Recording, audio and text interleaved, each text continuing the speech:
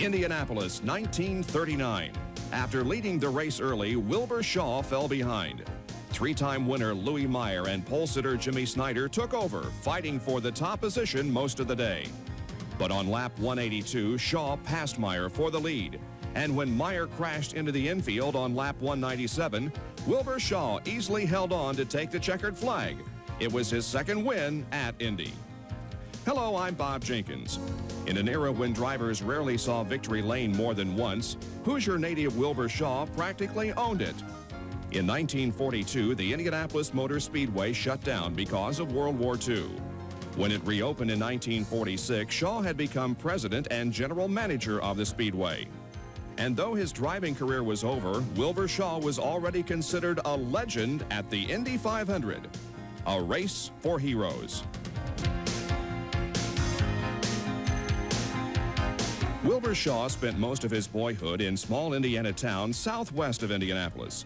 Late in his teens, he took a job with Speedway Engineering Company with one goal in mind: learn as much as possible about racing.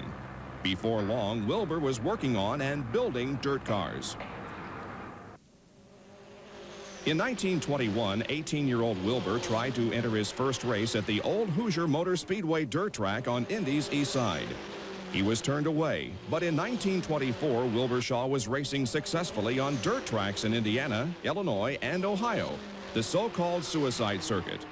He progressed steadily on dirt tracks, and in 1927, Shaw was ready to try Indy. His first ride was in the number 29 Jinx Special, bought for Wilbur by a businessman and friend named Fritz Holliday. As part of the deal, the car came with a mechanic, future three-time winner Louis Meyer.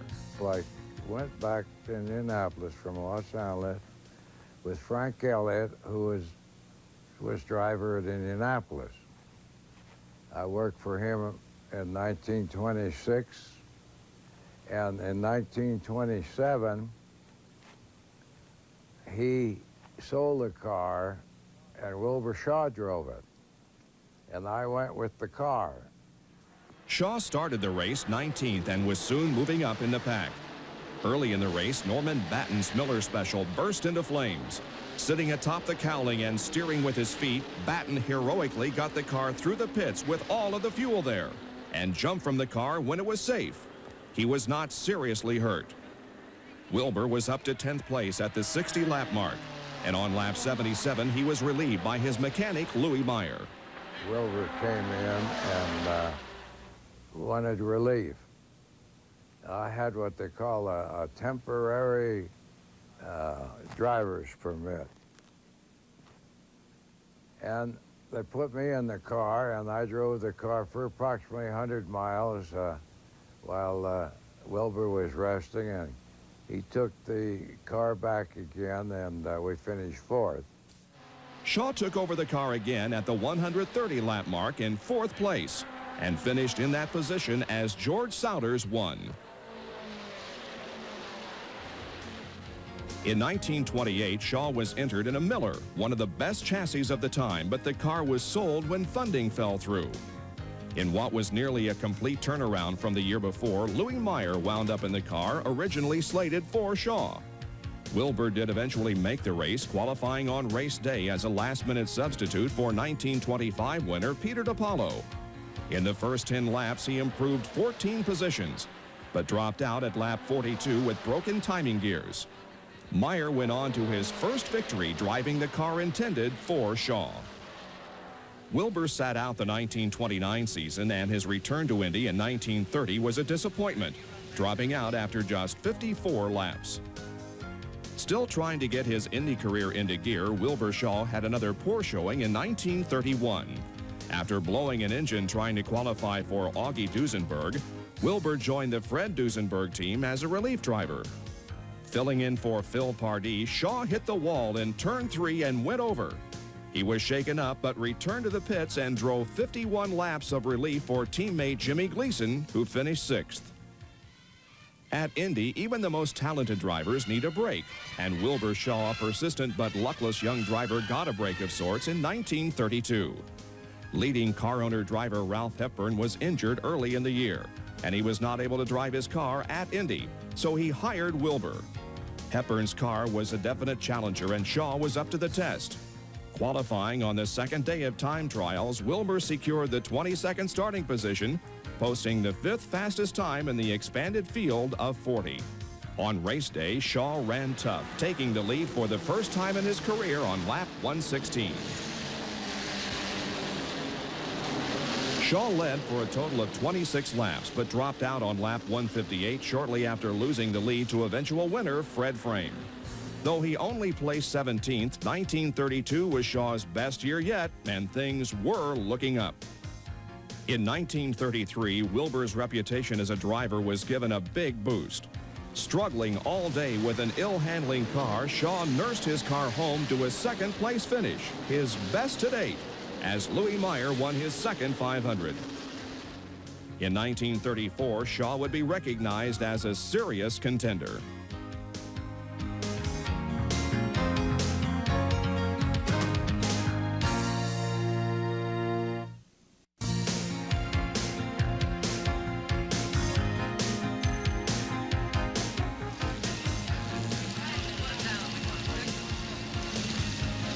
In qualifications for the 34 race, Shaw lived up to expectations, posting the second fastest time of 117.647 miles an hour.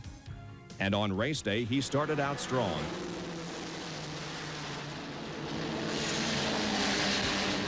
But finished very early as an oil leak forced him out of the field on lap 15. Shaw helped build his car for 1935, and it was a good one. Starting from the 20th position, he quickly moved up to the top 5.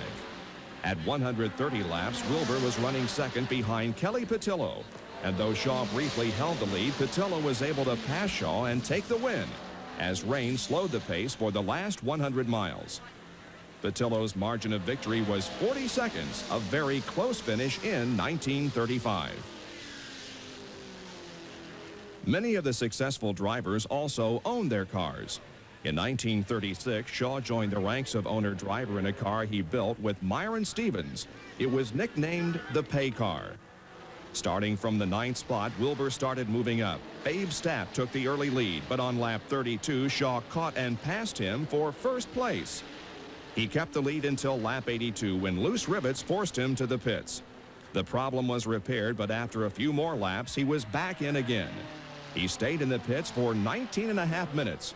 But came back to take 7th place as Louis Meyer won, becoming the first 3-time winner. For the 1937 race, Shaw modified his car to eliminate the body panel problem that cost him a chance to win the year before. Shaw qualified at a speed of 122.791, good for the middle of the front row. And on race day, he dominated. He took the lead and stretched it to more than 2 minutes over second-place driver Ralph Hepburn. But scalding hot oil was leaking on him and Jigger Johnson, his righty mechanic, plus his right rear tire was wearing out. With only 11 laps to go, Shaw, in a great deal of pain, was driving cautiously, allowing Hepburn to unlap himself. And on the last lap, Ralph nearly caught the slow-moving front runner. Shaw hung on to win by just 2.16 seconds, an incredible record for the smallest margin of victory that remained untouched until the amazing John Cock Mears photo finish of 1982. Shaw's feet were such that he had to be carried from Victory Lane to the hospital due to the burns he received.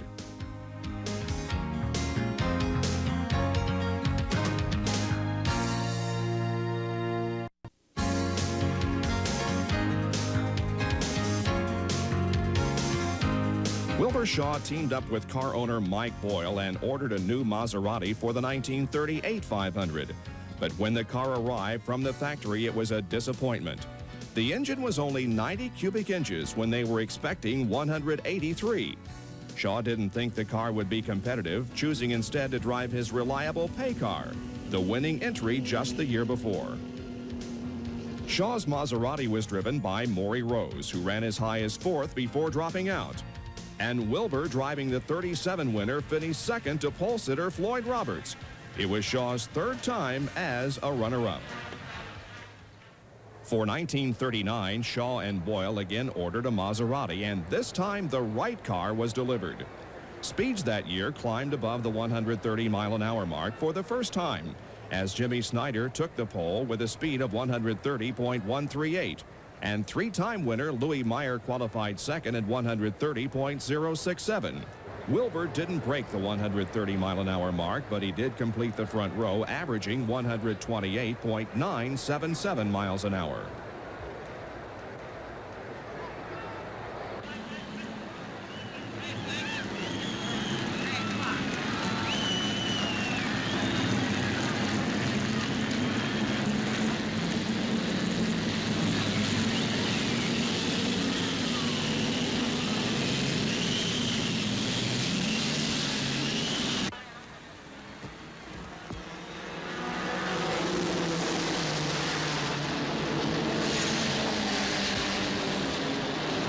Snyder got the jump at the start,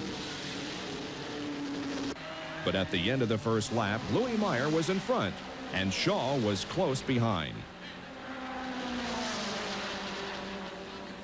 By lap 37, Wilbur was in the lead. He held on for 32 laps before dropping back. For 300 miles, Shaw stayed within striking distance as Meyer and Snyder traded the lead. Meyer eventually took charge, taking the lead on lap 135 and holding it until late in the race. On lap 182, with Shaw closing the gap, Meyer was forced to stop for tires. Shaw pitted as well and took the lead with a quicker stop. Meyer desperately tried to catch up, and with just 3 laps to go, Meyer suddenly lost control coming out of turn 2, crashed through the infield fence, and was thrown from the car. Miraculously, he was not hurt. Shaw went on to claim his second victory in 3 years.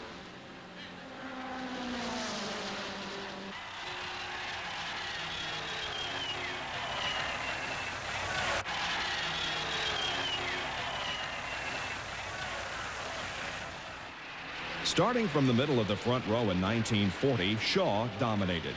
Leading 136 out of 200 laps, Wilbur cruised to the checkered flag more than a minute ahead of pole sitter Rex Mays. It was Shaw's 3rd victory in 4 years, making him Indy's 2nd 3-time winner. After the 1940 race, Shaw took a full-time position with Firestone, but was allowed to race at Indy. And in 1941, many thought he would become the first 4-time winner. Wilbur had qualified his Maserati for the outside of the front row.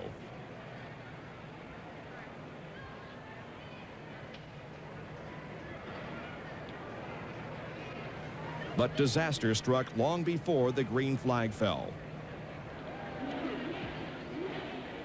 On race day morning, fire destroyed several garages, but only one qualified car was damaged. The fire, however, would come back to haunt Shaw.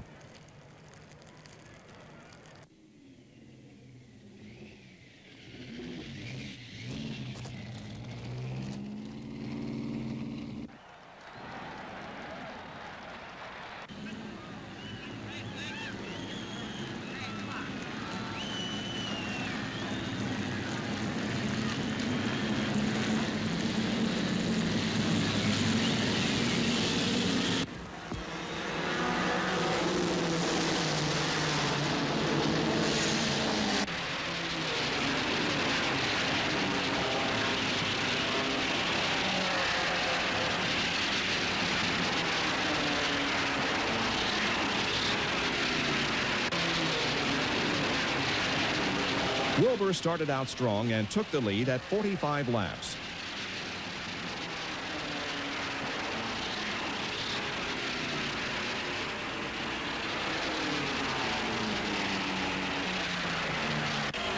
Pacing the field for the next 250 miles, it looked as if Wilbur would win. But on lap 152, a wheel collapsed, sending him into the wall. It was determined that chalk marks noting the wheel was faulty had been washed off by the fire hoses fighting the morning's blaze. Shaw broke his back and suffered partial paralysis from the accident. He recovered in time for the 1942 race, but because of America's involvement in World War II, the speedway was closed and the race was canceled.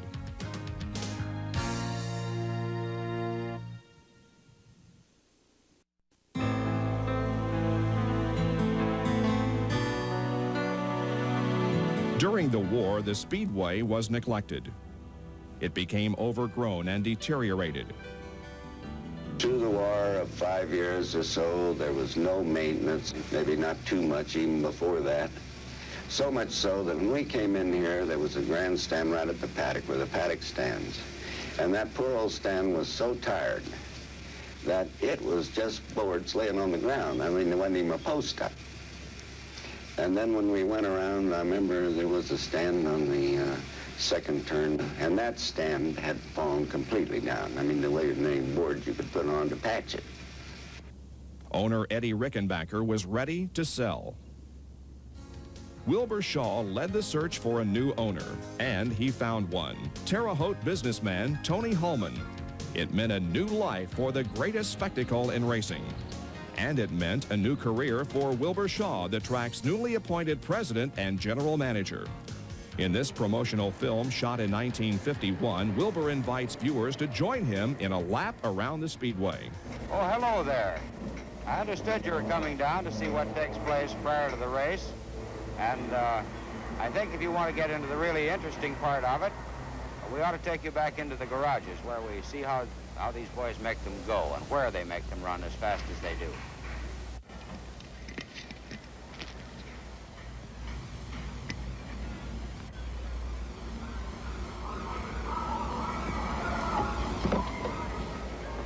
I'm going to take a little inspection tour of the track. If you'd like to go around and see what it's like, we'd be very happy to have you join me. Just step around on the other side and we'll get going.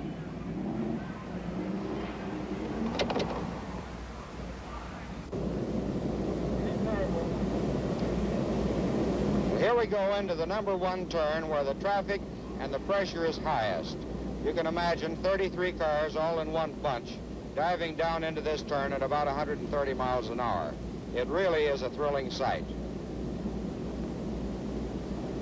Right over here, incidentally, is where I ended my active racing career, at least temporarily. I hit the wall there running about 135 miles an hour and ended up right here with the car all in one piece, but pretty badly bent. This is the south stretch we're in at the present moment, and here's the number 2 turn. Of course, the traffic is terrible over here, but the boys are getting strung out a little bit.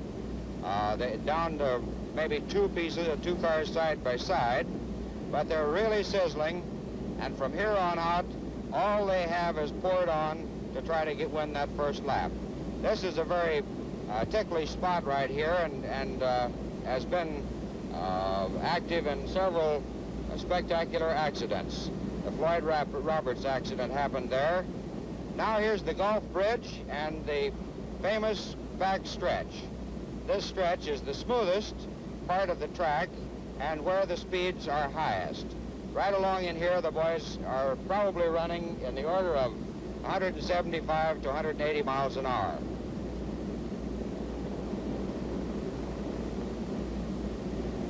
Here's the famous number 3 turn, and it's the northeast turn. This is where we've had quite a few spectacular things happen. Fortunately, nothing too serious in recent years. Right here's where Duke Nayland, a couple of years ago, lost his wheel. The car hit the wall right there, and then it ended up right down here where you see that black streak. And the car came to rest there and burned up. Fortunately, Duke was able to get out over the wall and wasn't burned seriously. This is the north stretch, and here's the number 4 turn, and the last turn going into the home stretch. Right here, incidentally, I don't like to harp on accidents, but they are interesting when the boys don't get seriously hurt. Billy Arnold lost his car right here, went out over the wall there while he was leading the race, and parts of the car went clear out over Georgetown Road. It's about 500 feet over there. Now here's the famous home stretch, and you'll notice the difference in the sound in a moment. There's one of the boys out for practice. Notice the difference in the sound and the way the car feels. This is the famous brick surface, and it's all that remains of the original surface of the Indianapolis Motor Speedway. just from the point back there down to the end of the stretch. And here's the finish line, also the starting line, and here's the way the boys pull into the pits to practice. This is a safety measure. We no longer allow the cars to park outside the pit because of the risk involved.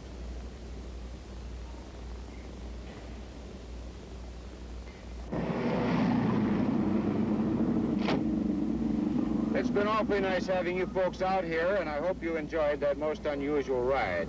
It's rather a rare thing, you know, to be able to go around the speedway in the pace car. And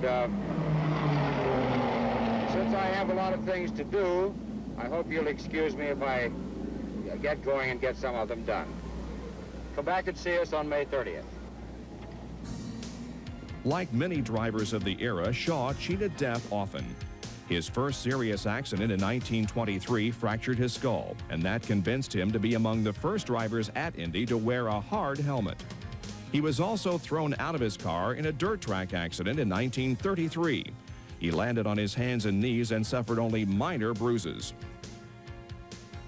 While he had many close calls on the track, his closest brush with death came at a soapbox derby race in 1951. Shaw would appear with other dignitaries as an official, as in this earlier film with Jimmy Stewart and Jack Dempsey. As Shaw was running up the hill, he was felled by a heart attack.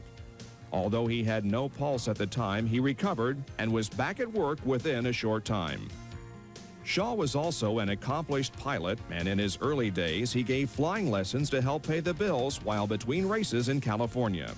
One of his students was reported to be the legendary actor Clark Gable.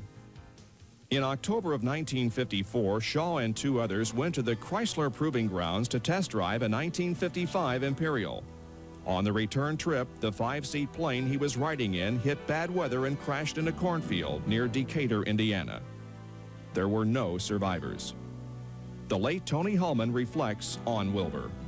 And I had a very enthusiastic individual that had recommended to me and Wilbur Shaw. He was a great public relations and wonderful personality, knew a lot of people, and Wilbur was a tremendous help at the start. And he was here from 1945 until 1954. Wilbur, he was quite a funny one. One thing I remember in particular, some way or other he heard about a horse that was pretty good that could drive an automobile.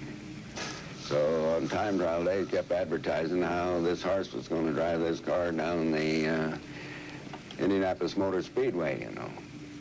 And he put the event on. I mean, he had an old horse out there that climbed up and put his hoofs or something on the steering wheel. He had some special thing for him to put them on, you know. And that horse did run that car a little ways, you know. It wasn't around the track, but it was down the straightaway, maybe for 50 feet. As a three-time winning driver and as the driving force in the Speedway's reemergence as the greatest spectacle in racing, Wilbur Shaw earned his place with the legends at the Indy 500, a race for heroes.